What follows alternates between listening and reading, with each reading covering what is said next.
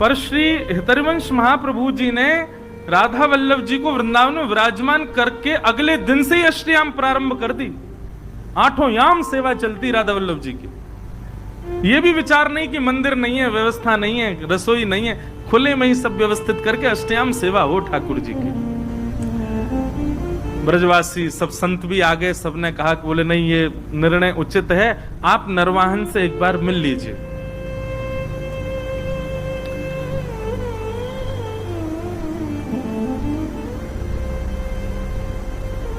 हरवंश महाप्रभु के लिए तो नाभाजी भी छप्पे में कह ही रहे हैं ना कि वे अपने व्रत के अनन्य उत्कट व्रतधारी।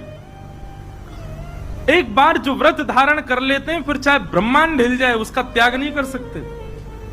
महाप्रभु जी ने कह दिया इनको निहारने के बाद, इनसे मिलने के बाद किसी और से मिलना पड़ेगा, हम नहीं जाएंगे। जब ये मिल गए तो अब और किससे क्या मिलना और किसी से भय क्या खाना। ठाकुर जी हैं साथ में, राधा वल्लभ जी, इन पर भरोसा नहीं है हमें, सब मंगल करेंगे, हम नहीं मिलेंगे किसी से। हम तो सेवा से फुर्सत नहीं, हमको यहीं रहेंगे। खूब प्रयास किया, खूब सबने समझाया, पर महाप्रभु जी नहीं गए। नरवाहन को किसी ने जाकर के ये बात बताई, बोले ऐसे ऐसे ठाकुर जी आए हैं।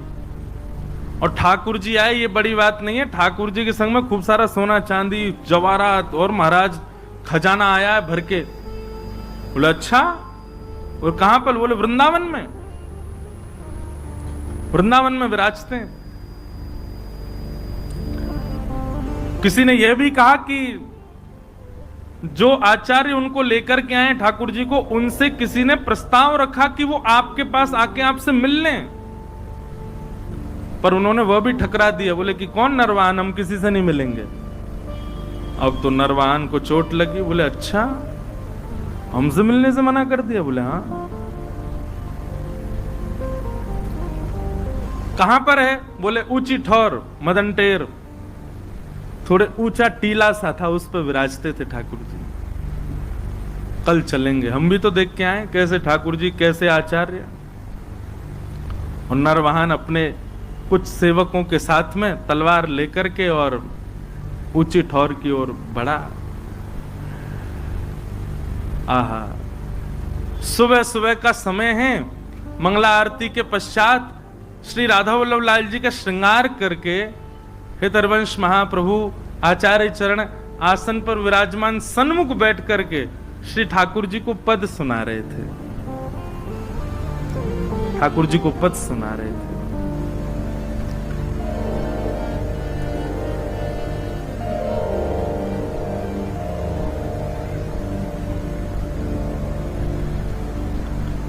बनी श्री राधा मोहन की जोरी, बनी श्री राधा मोहन की जोरी, बनी श्री राधा मोहन की जोरी, बनी श्री राधा मोहन की जोरी। बहुत ध्यान से सब लोग बड़े भाव से मेरे साथ गाओ, चिंतन करो श्री राधा वल्लभ लाल जी का।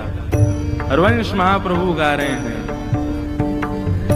राधा मोहन की जोरी बनी श्री राधा मोहन की जोरी बनी श्री राधा मोहन की जोड़ी बनी श्री राधा मोहन की जोड़ी बनी श्री राधा मोहन की जोड़ी बनी श्री राधा मोहन की जोड़ी बनी श्री राधा मोहन की जोड़ी बनी श्री राधा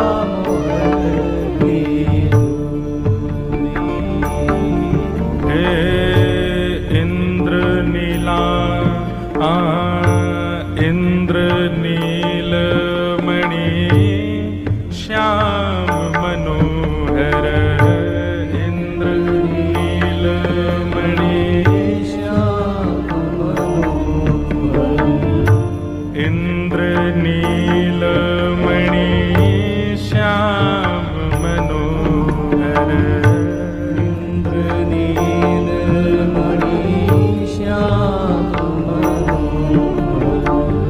सात कुंभ तनु गोरी सात कुंभ तनु गोरी। ठाकुर जी कैसे हैं? बोले नीलमणि जैसे चमक रहे हैं ठाकुर जी, जैसे कोई नीलमणि पर प्रकाश जल रहा हो, ऐसे ठाकुर जी जल रहे हैं। बोले प्रकाश किसका डल रहा है? बोले किशोरी जी का ही प्रकाश पड़ रहा है। सात कुंभ तनु गोरी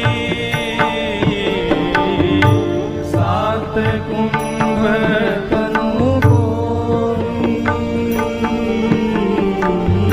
भाल विशाल तिलक हरि कामिनी भाल विशाल तिलक हरि कामिनी भाल विशाल तिलक हरि कामिनी भाल विशाल तिलक हरि कामिनी चिकुर चंद्र बिचरोरी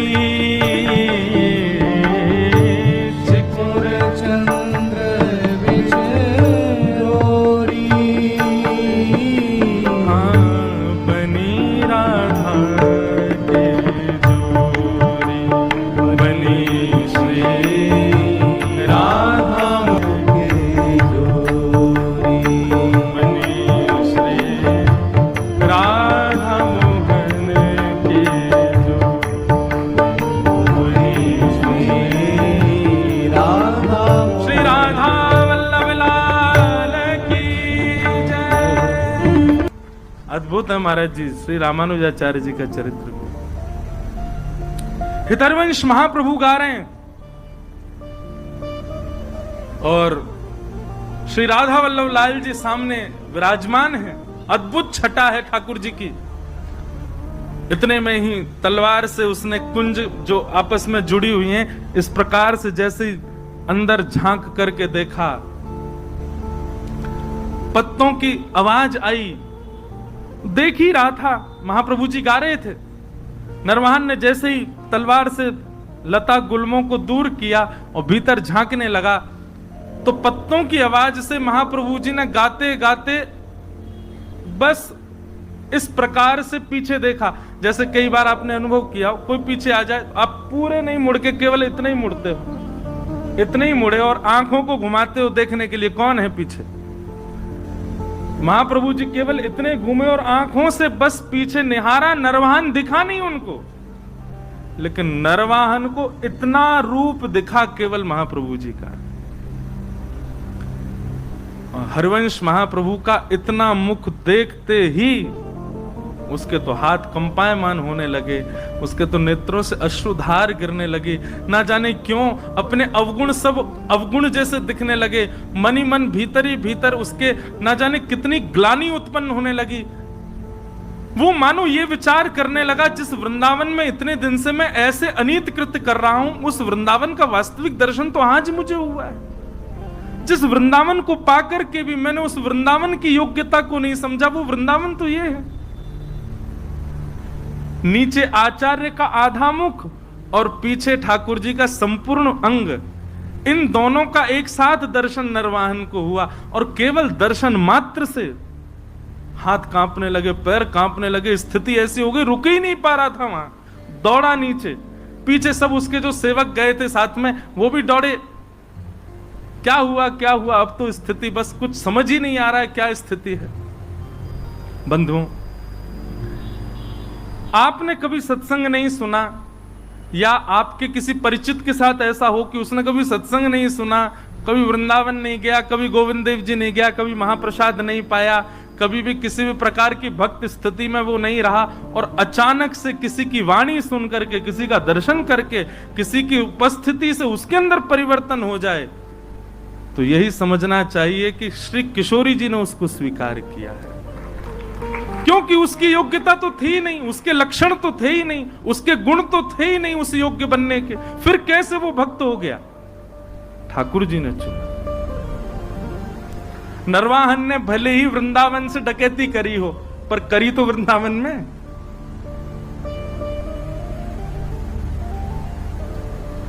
अब तो नरवाहन की स्थिति ये हो गई, तलवार वलवार तो सब दूर फेंक दी, विशाल स्वरूप था उसका। स्वरूप का वर्णन करते हैं कि देखते डर जाए आदमी, इतना खतरनाक था नरवाहन। लेकिन ऐसा दीन हो गया, अभी तक वो महाप्रभु जी से चर्चा भी नहीं हुई, कुछ सुना नहीं उसने, अगले क्षण से ही उसकी स्थिति ऐसी दीन बन गया।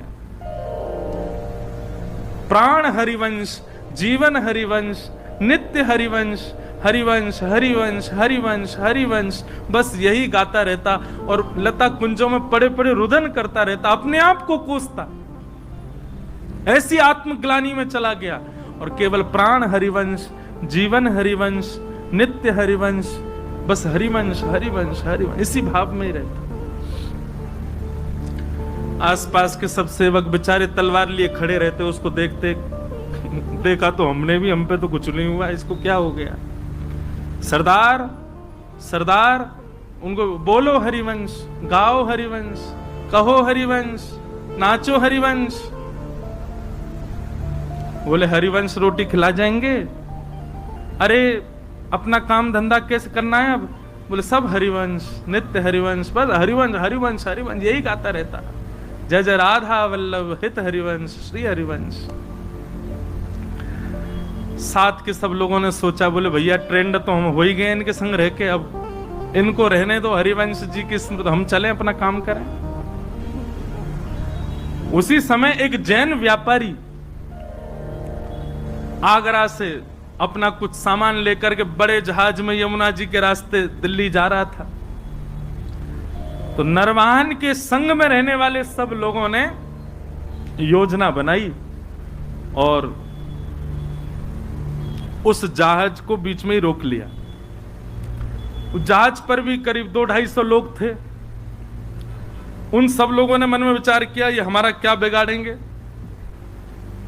वे भी लड़ने को नीचे आ गए, लेकिन नरवाहन की सेना बहुत थी और बड़े क्रूर थे, सब नहीं जीत पाए। तो पूरे जैन व्यापारी के जितने लोग थे सबको बंदी बना लिया, पूरे जहाज को जमुना जी में खड़ा करके और पकड़ करके जो भय गांव था वहीं उसका कारागृह था, जेल बना रखी थी उसने, वहीं ले जा करके और सबको बंदी बना दिया।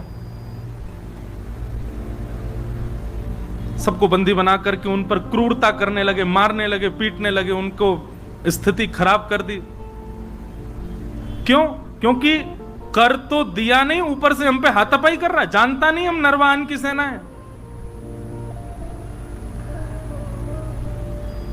एक दासी रहती थी नरवाहन के यहां, वो नरवाहन जी के यहां जाती थी, नरवाहन जी को देखती तो अब तो बस कुंज में बैठे बैठे श्री हरिवंश, हित हरिवंश, प्राण हरिवंश, जीवन हरिवंश ऐसी गाते हैं। वे समझ गई थी स्थिति अब किस मोड़ में मुड़ चुकी है। वे जाती थी और हरिवंश जी का दर्शन और श्री राधा वल्लभ जी का दर्शन करके आती थी, तो वहां कुछ वैष्णव मिलकर के जय जय राधा वल्लभ हित हरिवंश कीर्तन करते थे।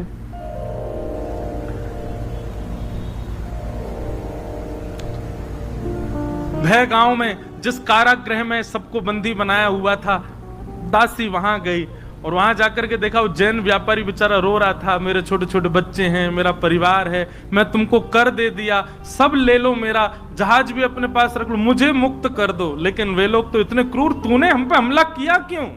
इसी बात से उसको मार रहे थे। रात्रि का समय हुआ,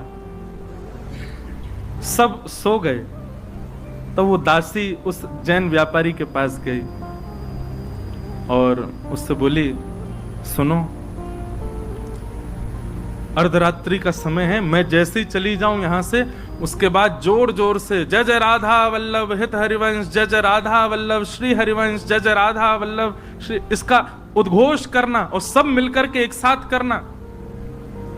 और सुनो, कोई आकर के तुमसे पूछे ये क्या गा रहे हो, किसका नाम बोल रहे हो, तो कह देना हमारे इष्ट राधा वल्लभ हैं और हमारे गुरु हरिवंश जी हैं। और ध्यान रहे, जितनी ताकत तुम्हारे पास है उतनी ताकत से गाना। उसकी योजना ये थी कि आवाज नरवाहन को सुनाई दे। कारागृह में बंदी बने हुए जो सब व्यापारी थे, उस दासी के जाति सब चिल्लाने लगे, जय जय राधा वल्लभ हित हरिवंश, जय जय राधा वल्लभ श्री हरिवंश, जय जय राधा वल्लभ हित हरिवंश। आहा, ये स्वर सुनते ही मानो नरवाहन की स्थिति तो ऐसी हो गई कि जैसे प्यासे को जल पिला दिया हो, भूखे को पानी पिला दिया हो, जिसको नींद आ रही है उसको बिस्तर दे दिया हो, जिसको अत्यंत सुख की कामना हो, जिस सुख की कामना हो वो सुख दे दिया हो। नरवाहन तो आनंदित हो गए, आनंदित होकर के उठ करके ढूंढने लगे कहां से आ रहा है स्वर। सुनते सुनते जैसे पहुंचे, अपने कारागृह में पहुंच गए। कारागृह के भीतर जाकर के देखा तो सब बंदी बने हुए हैं, वही गा रहे हैं, जय जय राधा वल्लभ हित हरिवंश, जय जय राधा वल्लभ श्री हरिवंश। नरवाहन ने जाकर, अरे भैया सुनो, कौन हो तुम लोग और ये क्या गा रहे हो? बोले महाराज, ये राधा वल्लभ जी जो हैं ये हमारे इष्ट हैं और ये हरिवंश जी जो हैं ये हमारे गुरु हैं। जैसे सुना कि हित हरिवंश उनके गुरु हैं, नरवाहन की तो स्थिति, हाथ पांव कांपने लगे। जिन गुरुदेव की मैं आज एक झलक देख करके मेरी स्थिति हो गई, ये उनके साक्षात शिष्य हैं, मेरे गुरु भाई हैं और ये मेरे यहां कारागृह में बंदी। तुरंत बुलाया, बोलो खोलो, अभी चरण पढ़ो, इनके चरणों में दंडवत प्रणाम करो। अपने सारे जो भी उसके सहपाठी सबको बोला इनके चरणों में प्रणाम करो। सबने दंडवत प्रणाम किया। नरवाहन तो महाराज लेट करके उनके चरणों को अंक में भर के रुदन करने लगे। बोले भगवान, आप मेरे गुरु भाई हैं, मेरे लोगों ने आपको प्रताड़ित किया, उसके लिए मुझे क्षमा कर दो। मुझे बस ऐसी प्रार्थना है कि श्री राधा वल्लभ लाल जी, श्री गुरुदेव भगवान मुझे स्वीकार कर लें, बस और मुझे कुछ नहीं चाहिए, आप कृपा करो भगवान। और ऐसा कहते हुए उन व्यापारियों को छोड़ दिया। जैन व्यापारी मन में विचार करने लगा, तो कौन है ये राधा वल्लभ, कौन है हित हरिवंश? जानता ही नहीं है, वो मुक्त हो गए उनके नाम से। भाई जिनकी वजह से जीवन मिला, एक बार देख तो चले उनको। पूछते पूछते पहुंच गए ऊंची ठौर, श्री राधा वल्लभ लाल जी का दर्शन किया। पूछने लगे, बोले भगवान वो हरिवंश जी कहाँ हैं? बोले वो वहां बैठे कुंज में। गए, जाकर के प्रणाम किया, सब अपनी बात बताई। मैं तो एक व्यापारी था महाराज, यहां से निकल रहा था, लूट लिया लोगों ने। दासी ने रात में आकर के मुझे बताया ऐसा ऐसा गाओ, और पूछे तो कह देना इष्ट राधा वल्लभ गुरु हरिवंश। हमने तो बता दिया। एक तगड़ा सा आदमी, बड़ा विशाल विकराल उसका स्वरूप, महाराज दिल्ली तक लोग कांपते हैं उसके नाम से। हरिवंश महाप्रभु बोले क्या नाम है उसका? बोले नरवाहन। बोले अच्छा नरवाहन, नाम तो जानते थे महाप्रभु जी भी। बोले बड़ा डकैत है। बोले महाराज उसने जैसे ही आपका नाम सुना नतमस्तक हो गया, राधा वल्लभ जी का नाम सुना रुदन करने लगा, चरणों में गिर करके खूब उसने प्रार्थना करी। बस यही कह रहा था कि गुरुदेव भगवान स्वीकार कर लें, राधा वल्लभ जी स्वीकार कर लें। जैसे ये भावना उसकी सुनी महाप्रभु जी ने देखा तो राधा वल्लभ जी की ओर जैसे ही देखा तो राधा वल्लभ जी खड़े तो सीधे थे, देख ही यहीं रहे थे, बातों को ही सुन रहे थे। और जैसे ही महाप्रभु जी ने देखा उन्होंने तुरंत अपनी नजर सीधी कर ली। महाप्रभु जी समझ गए, ओहो इनको कृपा करनी है। वाह जय जय, बड़ी कृपा आपकी है। एक डकैत को ऐसी दृष्टि डाली कि वो पूरा बदल गया, सब उसकी स्वीकार। ठीक है, महाप्रभु जी ने भी भाव बनाया, आएगा तो अब उसको दीक्षा दे देंगे हम।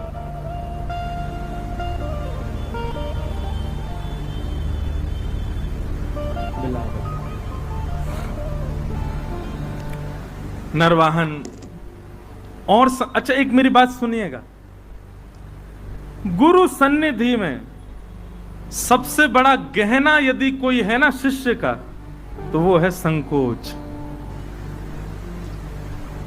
गुरु सन्मुख जाने में, गुरु दर्शन करने में, गुरु से कुछ कहने में, गुरु के आगे कुछ बोलने में यदि आपको संकोच नहीं होता है ना, क्षमा करें, आपके शिष्यत्व में कहीं कमी है अभी।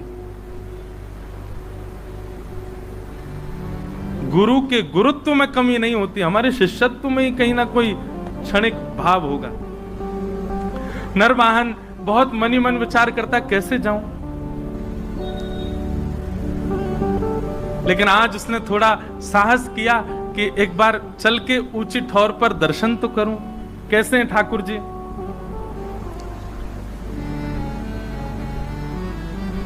पहुंच गया। जैसे ही गया महाराज, लता कुंजों के बीच में श्री राधा वल्लभ जी का दर्शन किया। राधा वल्लभ जी का दर्शन करके आनंद निमग्न नेत्रों से अविरल अश्रुधार गिरने लगी, आनंदित हो गया। और जैसे ही हितरवंश महाप्रभु सामने आए, उनका दर्शन करके तो जो स्थिति हुई, कई लोगों के मन में आ सकती है भावना कि बताओ आप महाराज जी कथा में ऐसी बात बता रहे हैं, ठाकुर जी को देख करके तो केवल उसको कंपन होता है, आचार्य को देख करके तो वो पूरा ही ऐसे बोले। आप आचार्य को आचार्य प्रधान हैं, क्योंकि आपके लिए वो भगवान और वो केवल आचार्य हैं, पर जिसके साथ ये घटना घट रही है उसके लिए ठाकुर जी भगवान है, ठाकुर जी स्थिर ठाकुर जी हैं, स्थूल ठाकुर जी हैं, पर आचार्य उसके लिए चलते फिरते राधा वल्लभ हैं। आचार्य उनके लिए चलते फिरते राधा मोहन है। आचार्य चरण उनके लिए चलते फिरते साक्षात श्री जी के स्वरूप हैं। इसलिए ऐसी स्थिति आचार्य को देख करके हो रही है। वहां मानव बुद्धि मत रखिए।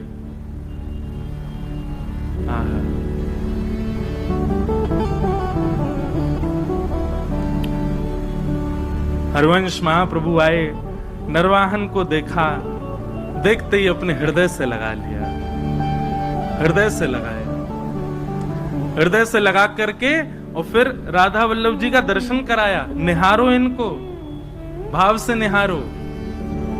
क्या अनुभव हो रहा है नरवाहन? बोले बहुत सुखद अनुभव। बोले ही नहीं पा रहा नरवाहन। राधा वल्लभ जी के सन्मुख विराजमान करके नरवाहन को गुरु मंत्र प्रदान किया, निज मंत्र प्रदान करके उसको दीक्षा प्रदान कर दी। और महाराज जी श्री हित चतुरासी जी में महाप्रभु जी के जितने पद हैं, उन पदों में 2 पद 11 और 12 संख्या का पद, ये 2 पद महाप्रभु जी ने नरवाहन की छाप से गाए हैं। ऐसी कृपा केवल नरवाहन के ऊपर हुई और किसी के ऊपर नहीं हुई। क्यों? बोले महाप्रभु जी ने दीक्षा देकर के उसको, मतलब इतने कम समय में, इतने कम स्थिति में और बिना किसी साधना, बिना किसी योग्यता के किसी पर अगर कृपा यदि हुई है, वो नरवाहन के ऊपर हुई है। दीक्षा देते ही ठाकुर जी ने, श्री हितरवंश महाप्रभु जी ने दर्शन करा दिए ठाकुर जी के अत्यंत अंतरंग लीला के। तो वो 12वें संख्या का जो पद है, वो मैं एक गाऊं जिसमें नरवाहन की छाप है। क्या दर्शन करा रहे हैं नरवाहन को? रास का दर्शन है।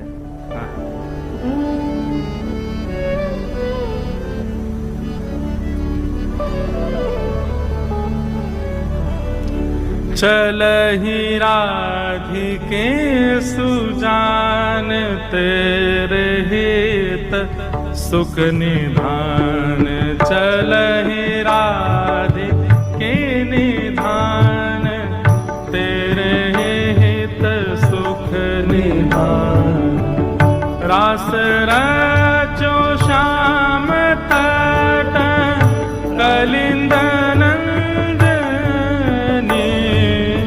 चलहि राधिके सुजान, तेरे हित सुख निधान। चलहि राधिके चलहि राधिके सुजान, तेरे